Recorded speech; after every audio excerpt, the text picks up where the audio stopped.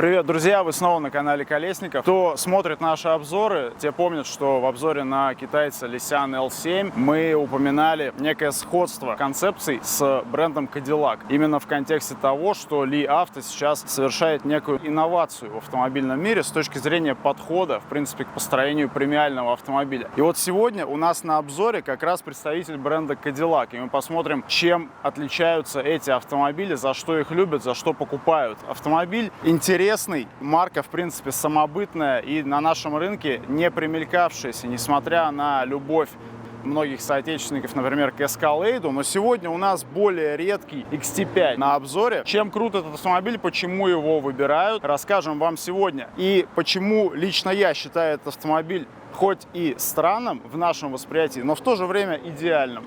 Ну что, поехали. Сам по себе Cadillac XT5 нетривиальный, конечно, выбор. Это видно по количеству автомобилей на дорогах. Я не знаю, встречаете ли часто их лично вы. Его конкурентами у нас в стране являются или являлись такие бестселлеры, как, например, BMW X3, Mercedes GLC, Audi Q5 и Volvo XC60, например. Также можно упомянуть Jaguar F-Pace. Ну вот, в принципе, это тот класс, в котором этот автомобиль призван был сражаться на рынке. Пришел он к нам примерно в 2016 году. Вообще автомобиль производится с 2015 года в штате Теннесси, США. То есть сборка здесь американская, но заранее скажу, что он меня удивил в плане сборки, так и в плане воспринимаемого качества. То есть для американца здесь с этим все в порядке. Cadillac основан аж в 1902 году Генри Лиландом, который до этого работал в компании, которая позже была более известна как Oldsmobile. И уже в 1909 они объединились и создали тот самый союз General Motors, куда также вошел на тот момент Buick, а в 1918 вошел сюда и Chevrolet. И то есть по сей день, в принципе, состав General Motors именно из американских брендов состоит примерно из тех же. Но продолжим про Cadillac. Название Cadillac — это фамилия основателя Детройта Антуана де ла Мот Кадильяка. То есть, в принципе, у этой фамилии, можно сказать, французское происхождение, но у нас уже, наверное, такая мощная ассоциация утвердилась именно то, что Cadillac, Америка, вот лично как у меня это работает. И у нас сегодня XT5 в черном цвете, на мой взгляд, самым лучшим, как в принципе для Cadillac, так и в частности для этой модели. Машина смотрится очень выигрышно, черный цвет ассоциируется с Cadillac очень плотно, наверное, нет другого бренда, с которым у меня была бы такая тесная связь цвета и бренда, может быть, разве что только Ferrari и Lamborghini. Я упоминал про то, что Cadillac шел по пути инноваций, и именно об этом мы рассказывали в нашем видео с Lysian. В 2014 году Cadillac стал первым на тот момент производителем, запустившим в массовое производство автомобиль с двигателем V8. Но помимо этого Cadillac первым из автопроизводителей зарекомендовал себя как производящий автомобили с взаимозаменяемыми деталями. То есть точность воспроизведения деталей на автомобилях Cadillac была максимально унифицирована, и вы могли с одного автомобиля переставить запчасти на другие. И это в свое время Cadillac пришлось даже доказывать в суде, то, что они могут действительно утверждать, что запчасти на их автомобилях взаимозаменяемы. То есть когда-то это было совсем нетривиальной вещью. Также упомянем, что Cadillac стал первым автопроизводителем, который привнес в мир автомобилей электрический стартер, систему климат-контроля. И таких инноваций достаточно много. В 1927 году они также первыми в истории из автопроизводителей наняли себе человека, непосредственно отвечающего за дизайн автомобилей. Тогда это тоже не было тривиальной вещью. Первого дизайнера в истории автопроизводителей звали Харли Эрл. Первоначально точность, высокое качество и инновации были основными принципами Cadillac в производстве своих автомобилей. Первыми стали использовать стальную крышу вместо деревянной. Также впервые появился свет, дальний свет. И, например, в 1974 году они одними из первых также стали устанавливать подушки безопасности на свои автомобили. Итого, Cadillac изначально был, мне кажется, первой маркой, которая осознанно была создана с желанием делать то, что впоследствии мы начали называть премиум автомобилем. То есть стали осознанно делать автомобили высокого качества, постоянно изобретая что-то новое. То есть мы видим, что именно то, каким стал современный автомобиль в итоге, это во многом заслуга, как ни странно, друзья, вот этого бренда. Cadillac впервые пришел в Россию официально в 1991 году. Конечно, на тот момент уже было, например, пара коллекционных автомобилей в коллекции у советского лидера Брежнева, один из которых был подарен от Америки и доставленный военной транспортной службой США. Отношения развивались, и в 2005 году Кадиллаки даже стали собирать, это была крупноузловая сборка, на Автоторе в Калининграде. Собирались там модели Escalade в том числе. В 2014 году производство было перенесено под Санкт-Петербург, а уже в 2015 году оно, к сожалению, было свернуто. Что интересно, смотрел статистику, и с 2014 года, вот по прошлогодние продажи, они в США, например, практически не меняются. То есть в США ежегодно продается порядка 150 тысяч Кадиллаков вообще. Cadillac XT5 стал идеологическим продолжителем именно модели Cadillac SRX. Вообще в первом поколении SRX это был такой большой универсал, там в том числе с двигателем V8, и здесь их, наверное, достаточно сложно подтянуть идеологически друг под друга, но второго поколения SRX это был автомобиль, который делил платформу с Opel, и там уже был установлен двигатель V6 LFX, и на самом деле SRX второго поколения уже довольно неплохо продавался.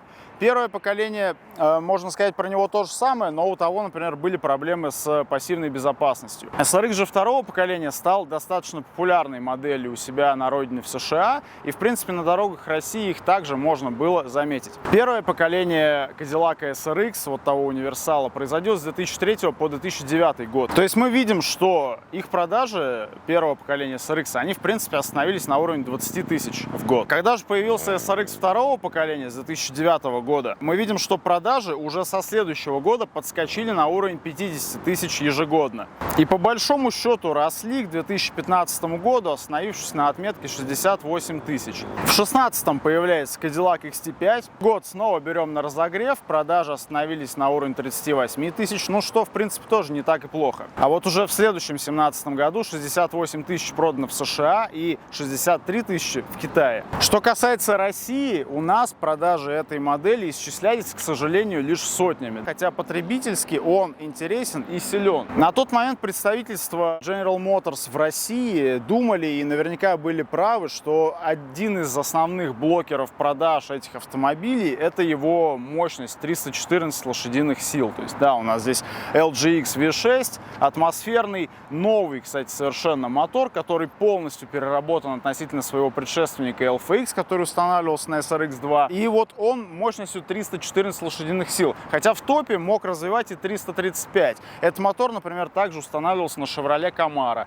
Соответственно, мотор налоговый, и изначально модель пришла к нам только с ним. Казалось бы, для Cadillac самое то. То есть раньше Cadillac лично вот тоже у меня стереотипно воспринимался вообще только с двигателями V8. Но здесь V6 атмосферный, тоже хороший объемистый двигатель. При этом из интересного также можно отметить, что это самый тихий двигатель V6, выпущенный когда-либо, атмосферный. И вот XT5 доехал и до России. Я посмотрел продажи за 2019 год, сравнил их с конкурентами, и что мы видим? Cadillac XT5 продано 303 автомобиля. Смотрим на конкурентов. Худший из которых Jaguar F-Pace, продано 765 автомобилей. А вот уже Volvo XC60 это 3365 автомобилей. И дальше, то есть они, как видим, исчисляются тысячами. И в топе по продажам у нас Lexus RX 9855 автомобилей. При том, что концептуально этот автомобиль ничем не уступает своим конкурентам. Давайте сейчас посмотрим. Производится XT5 с 2016 года. В 2019 году модель пережила рестайлинг. Производство происходит на двух заводах. Вот, например, этот автомобиль у нас собран в штате Теннесси, США, о чем говорит вот такой вот стикер здесь на передней двери. Но также они производились на совместном предприятии SAIC General Motors в Китае. Ну, соответственно, в Китае они производились для китайского рынка, потому что мы посмотрели, как увидели, что они продавались в Китае на равных с США. Достаточно популярна там эта модель. Ну, а к нам привозили именно американские автомобилей. Что же, перейдем к нашему сегодняшнему герою. Базовая комплектация здесь называется Premium Luxury. Именно она у нас сегодня представлена на обзоре. Вы также можете выбрать два пакета, один из которых Sport, второй это Platinum. Так, значит, опять по поводу конкурентов. Мы вспоминаем, что Lexus RX самый продаваемый из них, но при этом Cadillac XT5 интересен чем? Он самый крупный из своих конкурентов. У него колесная база на 67 мм, больше, чем у Lexus RX в этом классе. При этом снаряженная масса у этого автомобиля 1814 килограмм. И это вес переднеприводной модификации. К нам же поставлялись исключительно полноприводные модификации. Ее вес 1930 килограмм. Но опять же, машина проходит под 2 тонны, и он на 68 килограмм легче предшественника SRX второго поколения. Отчасти это сделано в том числе за счет обновленного двигателя, который весит 180 килограмм. В основе этого автомобиля новая платформа C1, и в принципе, как я уже говорил, XT5 вышел по-настоящему новым автомобилем, который отличался от предшественника SRX2 буквально всем. В том числе здесь абсолютно новый, с нуля разработанный двигатель, который отличается от своего предшественника LFX V6. Слегка пыльное подкапотное пространство, тем не менее, что бросается здесь сразу в глаза, выглядит все довольно скромно, то есть это такая подкапотка, больше похожая на японскую школу автомобилестроения, на американскую, как в данном случае, но зато все довольно доступно вашему взгляду, то есть за всем можно легко последить, посмотреть, не надо открывать, отвинчивать никакие крышки. Тем не менее, вид этой подкапотки достаточно обманчив, потому что двигатель, находящийся здесь, достаточно технологичен в свою очередь. Этот двигатель стали производить лишь с 2015 года, то есть за год до того, как появилась эта модель Cadillac XT5. 6 цилиндров, 24 клапана, прямой впрыск, степень сжатия 11,5, алюминиевый блок, цепной привод и заявленный ресурс 300 тысяч километров. Кормится вполне спокойно 95-м бензином. Серьезных проблем при эксплуатации здесь не выявлено. Из того, что можно отметить, периодически на этих двигателях выходят из строя термостаты. Так же, как у любого мотора с непосредственным впрыском, здесь на пробеге, там, наверное, ближе к 100 тысячам километров, нужно уделить внимание чистке нагара на клапанах. А также при пробеге уже за 100 тысяч километров, возможно, стоит уделить внимание цепи. Из особенностей этого двигателя можно отметить запатентованную систему охлаждения и смазки с двойным контролем давления. Масляный насос здесь расположен в масляном картере, что также положительно отображается на плавности и тишине работы этого двигателя. И он легче другого мотора V6, который ранее считался эталонным, можно так сказать. Это ниссановский VQ37 VHR объемом 3,7 литра, который весил 210 килограмм. Также отметим из особенностей двигателя неплохой расход топлива, 10 литров заявленный в смешанном режиме. Владельцы пишут о реальном расходе на уровень 12-15 литров в зависимости там лето-зима, режим эксплуатации. И еще из особенностей здесь отключаются второй и пятый цилиндр, то есть если автомобиль понимает, что вы едете плавно по трассе, допустим, поддерживаете постоянную скорость, он переходит в еще более экономичный режим, у вас становится как бы редкий такой мотор с конфигурацией V4. К слову, эту же фишку сохранил и 2-литровый турбомотор, который на рестайлинге с 2019 года пошел. Там также есть отключаемые цилиндры. Турбо-четверка 2 литра, ну, коротенько про нее упомянем, если захотите поискать. Называется она LSY. Мощность ее 258 лошадиных сил, то есть чуть-чуть не дотянули до налоговой зачем-то. И автомобили с этим двигателем собирались уже только в Китае. Коробка там стала устанавливаться 9-ступенчатая, производства General Motors, а вот здесь у нас стоит японский автомат Aisin, что давайте отметим, то есть в принципе мы здесь понимаем, что у нас атмосферный надежный двигатель с заявленным ресурсом 300 тысяч километров, и действительно вот уже получается 8 лет автомобиль находится в эксплуатации, про какие-то серьезные проблемы в сети не упоминается, в отзывах также, то есть вы можете сами поискать, серьезных проблем эти двигатели не доставляют. По ощущениям в работе автомат, конечно, чуть потупее того же ZF 8HP75, например. Владельцы этих автомобилей не жалуются. То есть она работает плавно, она работает достаточно быстро, хорошо откликается на продавливание педали. То есть, в принципе, автомобиль не для какой-то активной езды и суперподвигов, но при этом, если у вас где-то возникает такая необходимость, он вас в этом неплохо поддержит. Здесь, конечно же, есть гидроупор, здесь есть все уплотнители. То есть, в принципе, здесь всему уделено ровно такое внимание, какое, ну, можно считать нормальным для американца. По маслу, опять же, говорящая надпись на крышке, это Dexus.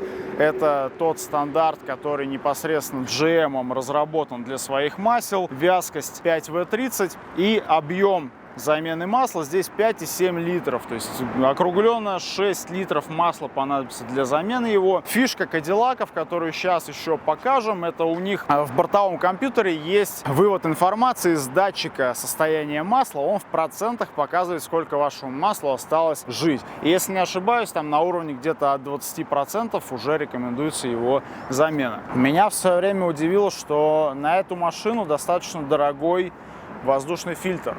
То есть он в оригинале идет за 6 тысяч рублей. Во всяком случае, не так давно я видел такую цену. А при этом заменителей на него как таковых нет. Не знаю лично я почему. Там, может быть, он какой-то редкий. Он там такой вот, ну, вот такой вот формы со скошенным углом, с пластиковой сеточкой. Но, тем не менее, как бы это такой нюанс, который просто нужно знать, что, да, иногда здесь надо будет потратиться на этот воздушный фильтр, и заменитель там за 1000-2 рублей найти, скорее всего, будет проблематично, если не заказывать на Алиэкспрессе. Но вот сейчас он стоит 5000 рублей, так что я всех владельцев поздравляю с снижением цен на оригинальные воздушные фильтры для ваших кадиллаков. Вот. Но вот, появились аналоги, кстати. Вот просто в свое время я смотрел, аналогов совсем не было. Но мы видим, как бы, кто разбирается в аналогах, здесь вообще нет каких-то известных популярных брендов. А в остальном вот так. То есть, на мой взгляд, прикольная по-своему подкапотка. Она такая олдскульная, а в то же время отчасти обманчиво олдскульная, потому что, ну, на самом деле, движок технологичный и всего лишь в 2015 году начал производиться. Пойдемте дальше. По шасси, то есть спереди Макферсон, сзади многорычажка, все достаточно стандартно. У адаптируемых амортизаторов здесь система непрерывного управления демпфированием, то есть машина постоянно отслеживает качество покрытия, по которому вы едете, и могу от себя сказать, это работает действительно неплохо. Автомобиль очень стабилен на скорости, в поворотах и так далее. Управлять им комфортно. Опять же, у нас здесь 20-е колесные диски, да, при этом машина отлично обрабатывает все неровности, мелкие, крупные, едет мягко, и шумоизоляция здесь также на высоте. Что касается полного привода, да, то есть он здесь есть, реализован через муфту. Муфта находится спереди, и по умолчанию она разъединена. Здесь не реализуется такой механизм, как зачастую работает автоматическое подсоединение муфты, да. По умолчанию у вас карданный вал находится в покое, и только принудительно через управление там, через кнопки, вы себе сами подключаете полный привод, тогда он начинает у вас постоянно работать. Вот такое здесь управление, то есть полным приводом. На мой взгляд, тоже система интересная. И, в принципе, вот в этой машине, именно почему я говорил, что она странная во многом для нас, потому что здесь многое реализовано не так, как мы привыкли. И это кого-то может отталкивать, но кого-то в то же время притягивать и казаться интересным. Поэтому мы вам сегодня по максимуму подсветим таких моментов и заодно подсветим то, что эти автомобили, да, они продаются. Их там ни много ни мало на рынке. Но вот смотрите, всего в Москве продается сейчас 460 кадиллаков подержанных. Из них 31 машина — это XT5. То есть начинаются цены на этот автомобиль от 2 с небольшим миллионов, но это будут автомобили с пробегом за 200. Но что, к слову, тоже говорит о ресурсе. При этом, если вы посмотрите на фотографии, то салоны этих автомобилей тоже имеют хорошую сохранность даже на таких пробегах. А если же вы хотите, ну, такой живенький автомобиль с неплохим пробегом там на уровне 100 тысяч километров, такой после обкатки, да, то готовьте где-то 3 миллиона рублей, и тогда он вас будет радовать еще, так сказать, долгое время и долгие пробеги. Так, залезли в салон. Соответственно, первое, что здесь хочется отметить, мы видим полностью темный салон, при этом здесь есть панорама, да. Вспоминаем то, что говорили про базовую комплектацию. То есть эта комплектация называется премиум, по сути считается базовой. Но здесь также пакет спорт, про те диски и про адаптивную подвеску тоже поговорили. Что здесь, в принципе, в салоне? То есть в платинуме у нас была бы по-другому отделана крыша и по-другому были бы отделаны двери. Здесь у нас все равно использована кожа. То есть здесь, в принципе, кожа, причем в основном это настоящая кожа, она окружает вас везде. То есть здесь кожаные сиденья, здесь здесь кожа использована на панелях в обшивке, здесь она использована вот здесь сверху. В обшивке дверей также, где дерево, это настоящее дерево, то есть в данном случае это у нас орех лакированный. При этом архитектура салона, я думаю, то, что многие со мной согласятся, она тоже по-своему нестандартна. Здесь автомобиль эргономичен, но при этом к нему необходимо некоторое время привыкнуть. То есть это как у таких футуристичных автомобилей. Здесь построена архитектура с далеко вынесенными стойками, они здесь очень толстые. С непривычки, да, могут немного мешать обзору, но посмотрите, как здесь стильно все сделано, друзья. То есть здесь полностью все черное, всему уделено максимальное внимание, то есть видна проработка деталей в этом интерьере. Вот очень необычное тоже вот это решение. Здесь такая перфорированная кожа на панели. Включим зажигание. Естественно, здесь запуск с кнопки.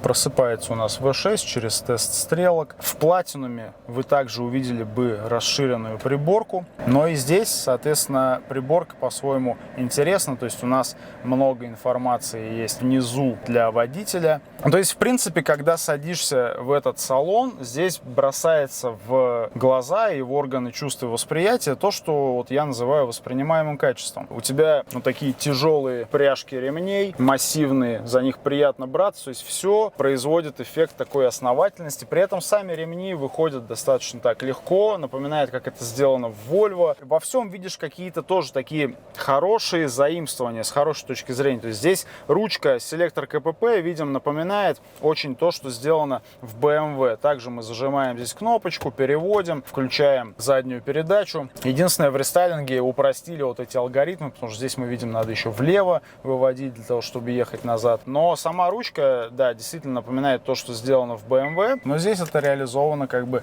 уже в Cadillac. Из того, что отличает здесь именно Cadillac, это, наверное, мультимедиа Q, которая называется на Cadillac. Оно здесь не очень богатое, в том числе и для 2017 года. Здесь есть CarPlay и Android Auto, но их надо подключать через провод. Так же, как у нас сейчас в нашем случае, это просто подключение музыки через Bluetooth. Музыка здесь установлена Bose. Играет она, ну как сказать, приемлемо.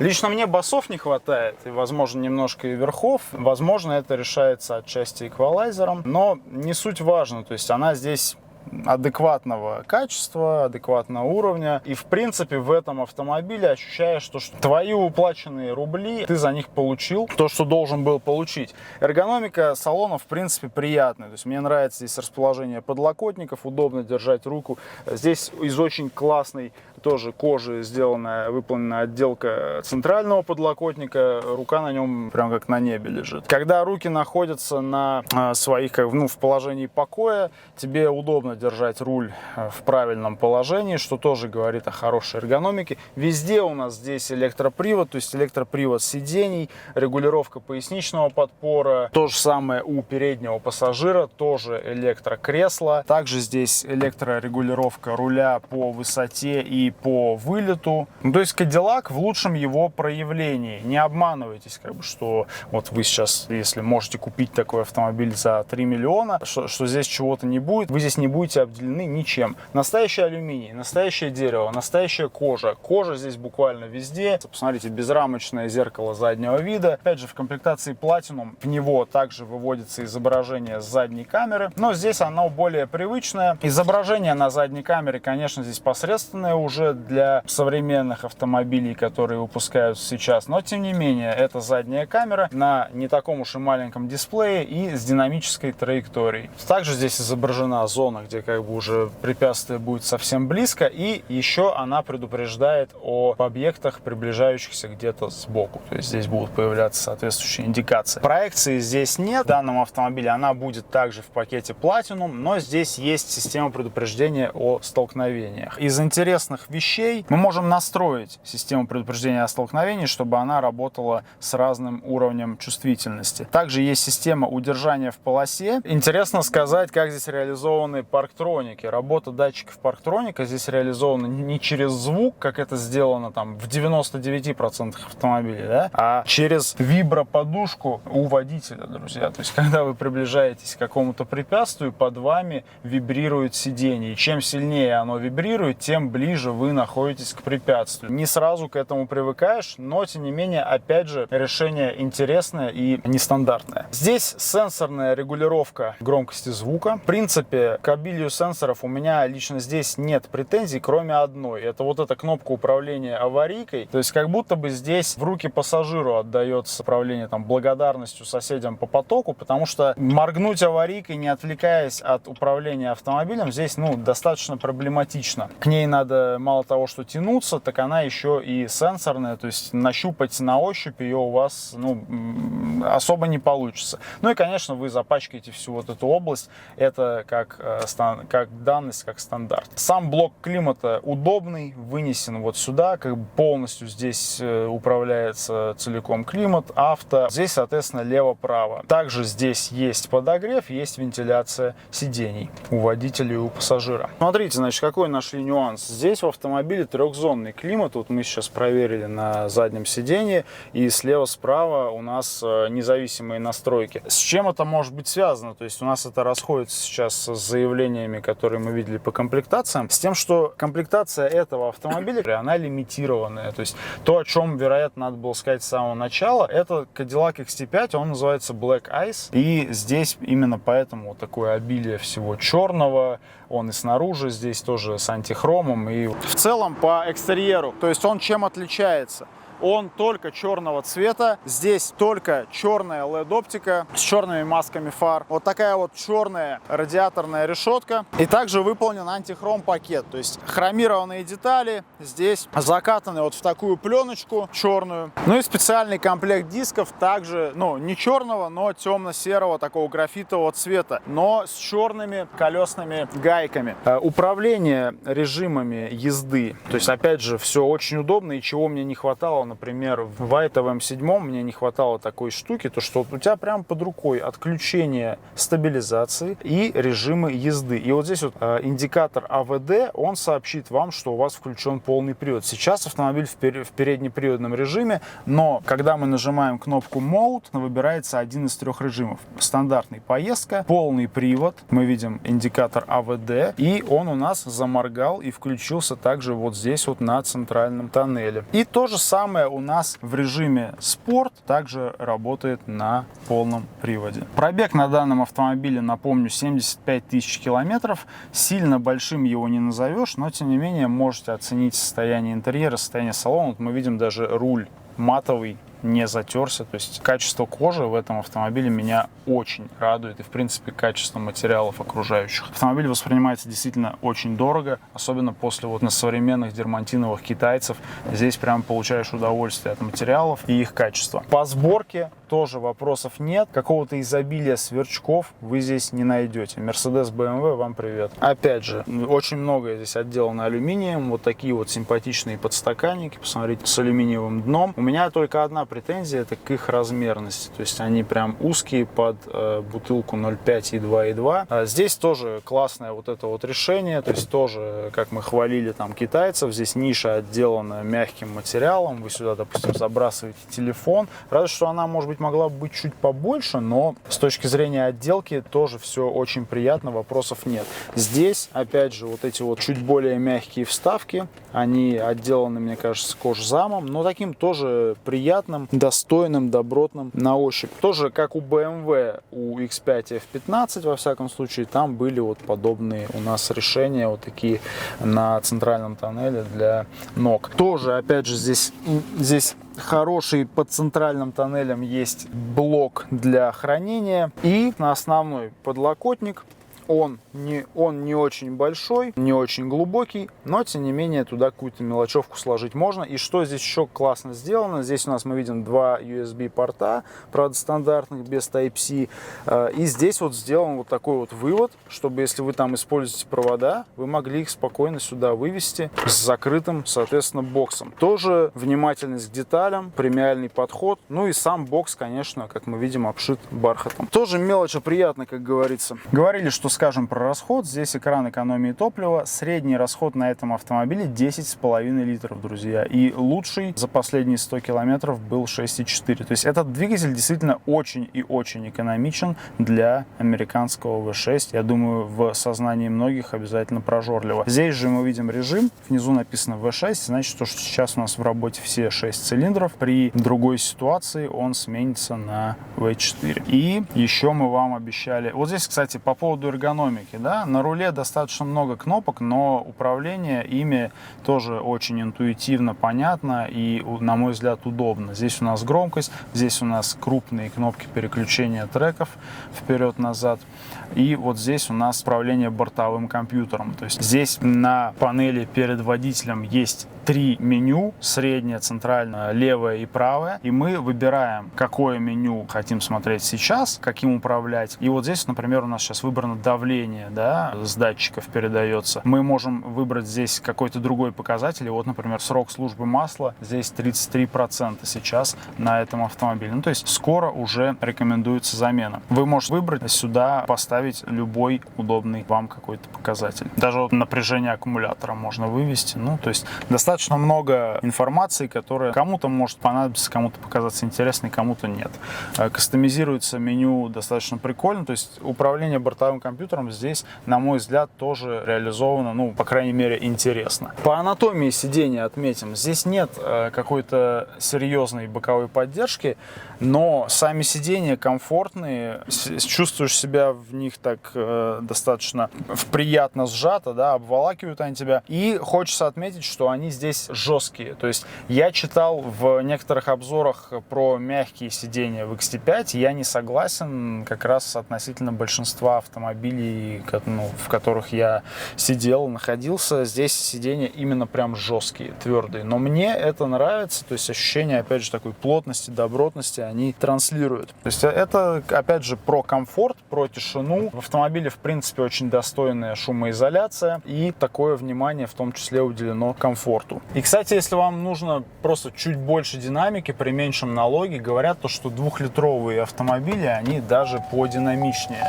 За счет турбинки, за счет 9-ступенчатого уже автомата. Но, конечно, они и подороже, среди прочего, потому что они идут только лишь с 2019 года. Да, по поводу меню. Обсудили сейчас за кадром, конечно, меню мультимедиа здесь это едва ли не единственное, что может отпугнуть из этого интерьера, но действительно дизайн, он такой достаточно устаревший, как будто там из «Верните мне мой 2007». Вот такая вот здесь даже как будто бы есть навигация, но, в общем-то, что она есть, что ее нет, наверное, не сильно важно. При желании можно сюда вывести и климат, поиграться с ним здесь, но, конечно, гораздо все удобнее на физическом блоке. Это вот, опять же, привет современным вот этим вот автомобилям. В данном случае я вот голосую за вот этот понятный интерфейс без необходимости куда-либо заходить. Есть режим проекции из экрана на головное устройство, но, опять же, здесь нужен какой-то провод для телефона. В целом, то есть настроек здесь не так много. То, что вам может пригодиться, это настроить эквалайзер, да, прячься с вашим телефоном. В целом, какие-то небольшие настройки, там, вроде отключить направляющие линии камеры заднего вида, вряд ли. Не сильно мешают, скорее помогают. Ну, то есть дисплей здесь еще из той эпохи, когда они были скорее вот просто для наличия. То есть они появились в автомобилях, да, там с середины нулевых. Особо было непонятно, что с ними делать. А сейчас же наоборот, они перетянули на себя буквально все внимание, забрали все кнопки. Здесь вот, ну, что-то среднее. И по большому счету, если бы здесь можно было обновить прошивку, обновив именно вот этот дизайн и сделать беспроводной CarPlay, например, для меня здесь было бы все идеально. Также из нюансов здесь на этом автомобиле неотключаемый старт-стоп.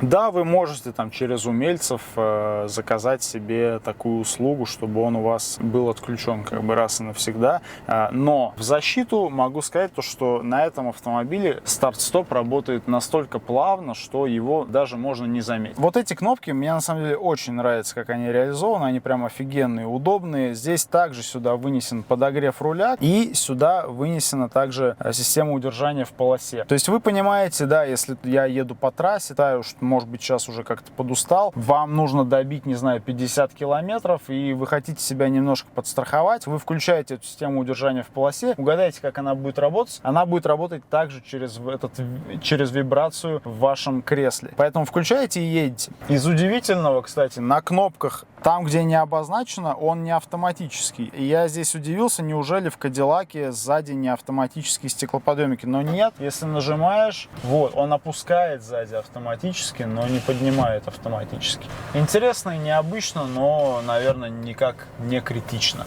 Здесь у нас что? Это просто регулировка подголовников. Да. Когда открыта дверь, включить или выключить подсветку, да. Я очень люблю, когда вот такая вот реализована здесь панелька, отвечающая там за индикации пристегнутых, не пристегнутых, вот это все. Как в Volvo, как в Saab'ах, там вот в шведских автомобилях так реализовано. И здесь тоже такая вот немножко самолетная, что ли, какая-то тема. Я себя начинаю ощущать как в каком-то Боинге, когда вот вижу такие индикации. Также, да, здесь есть панорамная крыша, полностью можно открыть этот люк. Ну и все сделано стильно. И при этом этот интерьер, его ни с чем не сравнишь. То есть нет автомобиля, в котором абсолютно такая же архитектура у интерьера. Он здесь настолько вот самобытен и интересен. Ну что, про переднюю часть мы поговорили. Кстати, в этом автомобиле есть Wi-Fi, который раздается сим-карты. Тоже неплохая история для 2017 года. Давайте поговорим про заднюю часть салона. Здесь, кстати, бесключевой доступ для всех 4 дверей, что тоже необычно, нетривиально даже для премиума. Задний ряд, значит, сажусь сам за собой. Напоминаю, по базе это самый крупный автомобиль в своем классе. Так, я ударился головой при посадке, это, кстати, минус. Но, то есть, подытоживаем, сзади сидеть очень комфортно с точки зрения ног. Здесь реально очень много места. В том же Айта М7 у меня не было столько места перед ногами, когда я сидел сам за собой. При том, что чисто визуально там автомобиль крупнее. Но, вот если ты начинаешь откидываться на спинку, да, то, с одной стороны, за счет количества места перед ногами здесь это компенсируется, потому что можно вот так съехать с кайфом. И, в принципе, сидишь комфортно. Но если продолжать сидеть прямо, то при росте 190, да, начинает упираться голова. Но учитывая, что здесь панорама, да, то есть она крадет примерно вот столько, вот сантиметров 5 от высоты потолка. В остальном что? Крючки, плавные ручки, те же самые материалы. Все, то есть здесь на уровне реализовано. Вот такой подлокотничек с подстаканниками, ничего лишнего, но и никакого недостатка. Мы отметили, да, то, что здесь есть климат для заднего ряда, свои дефлекторы. Давайте еще раз отметим цвет кожи. То есть, друзья, где вы еще найдете салон с фиолетовой кожей? Но я понимаю, что это тоже такое решение, которое, вероятно, спорное, но в защиту хочется сказать то, что она именно такого фиолетового оттенка, чтобы он был не отталкивающим. То есть, по большому счету, она выглядит серой, ночью и вовсе может уже казаться черной. Но при этом, то есть, если бы салон был черным, он выглядел бы намного менее дорого и менее круто. Ну, во всяком случае, такое мое мнение. Интересный механизм складывания задних сидений. У вас заодно вперед сдвигается подушка сиденья, что дает идеально ровный пол с багажником. 60/40 или 70/30 примерно складывается здесь задний диван. Здесь регулируемая спинка задних сидений. То есть, в принципе, наклон, он здесь регулируется.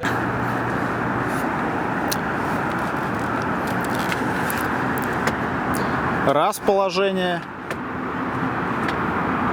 Да, вот, то есть, начиная вот с этого положения, которое практически прямое, можно спинку регулировать.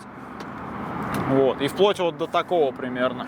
То есть, несколько положений у спинки пассажирского заднего дивана. Да, у переднего пассажира также здесь у нас регулировка, соответственно, подушки, регулировка спинки и регулировка поясничного подпора. То есть также ничем он не обделен. Вот у нас стала появляться подсветочка, видно. Она здесь очень, конечно, ненавязчивая, но тем не менее она есть.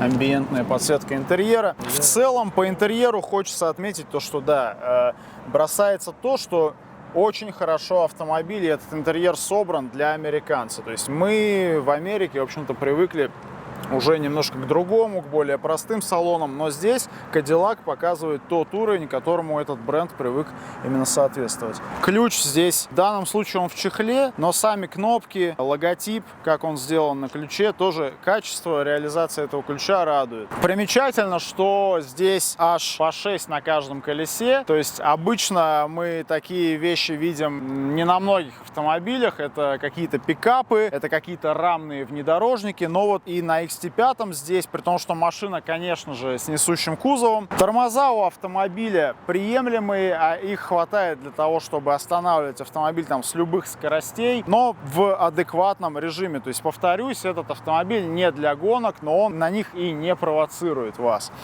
Довольно крупные зеркала заднего вида, ими удобно пользоваться, и у них хорошая, так сказать, зона покрытия. На обзорности тоже сказывается лучшим образом.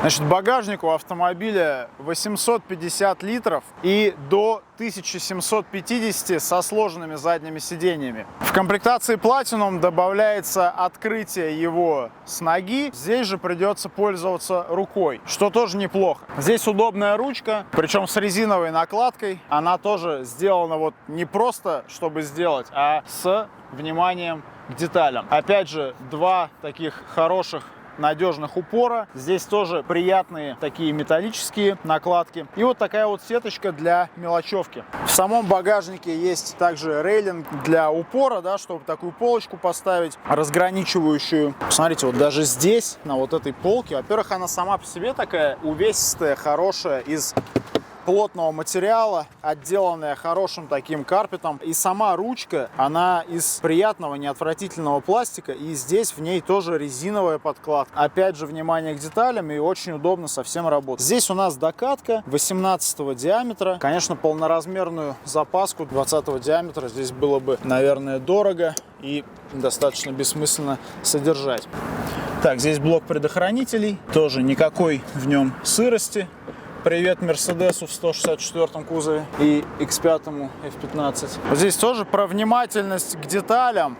Вот здесь в оптике внутри такой красивый логотип Cadillac. В заднем фонаре вот так вот он расположен. И в принципе Cadillac XT5, он стал первым носителем такой новой идентики Cadillac с красивыми рубленными линиями и характерной вертикальной оптикой. В то время как сам XT5, да, он изначально выглядит как глоток свежего воздуха с точки зрения автомобильного дизайна. И это еще одна причина, по которой мне хочется назвать его идеальным. То есть мне лично кажется и видится то, что он вам может нравиться, может не нравиться субъективно, да, но все детали, которые хочется видеть автолюбителю в нормальном современном автомобиле. Красивые большие колесные диски. Вот такие вот маленькие здесь брызговички на крыле, увеличивающие немного толщину, так сказать, вот этой задницы, задней части, да, за счет этого смотрится тоже очень круто. Вся машина, в принципе, вот эти вертикальные линии, которые друг друга повторяют, вот здесь, вот здесь, вот здесь, они как бы одна дополняют другую, из-за этого автомобиль смотрится очень сбалансированно. Вот эти вот накладочки, они также работают на аэродинамику, да, чтобы у вас потоки воздуха снисходили вот здесь вот как бы плавным образом. Опять же, щетка заднего стекла. Она здесь сделана так, что ее просто не видно. Она убрана под вот этот вот спойлер, который тоже, если посмотреть, здесь посередине вот такая грань. И то есть он тоже сделан, вот эта грань вторит этой грани, и это все вторит логотипу Cadillac. Продолжается, соответственно, и вот здесь дальше. И еще один прикольный момент. В общем, вы видели. Согласитесь, вам, может быть, это нравится, может быть, не нравится, но с точки зрения дизайна это круто, и это еще одна фишка этого автомобиля.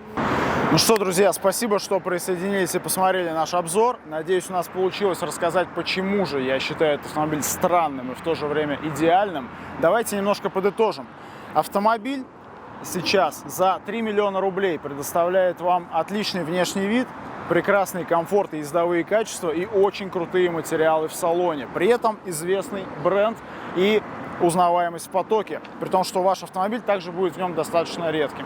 Из минусов можно отнести то, что Да, 314 сил, возможно, они едут не так, как мы сейчас уже привыкли, когда видим такие цифры, но в то же время это достаточно уверенная тяга. 314 сил – это также налог в районе 40 тысяч рублей. Если вас не смущает это и необходимость где-то раз в год покупать, ну, скажем, воздушный фильтр где-то за 6 тысяч рублей, тогда я вам рекомендую присмотреться к этому автомобилю, потому что все плюсы я уже перечислил выше. А мы пойдем искать новых героев для наших тест-драйвов. Поехали дальше.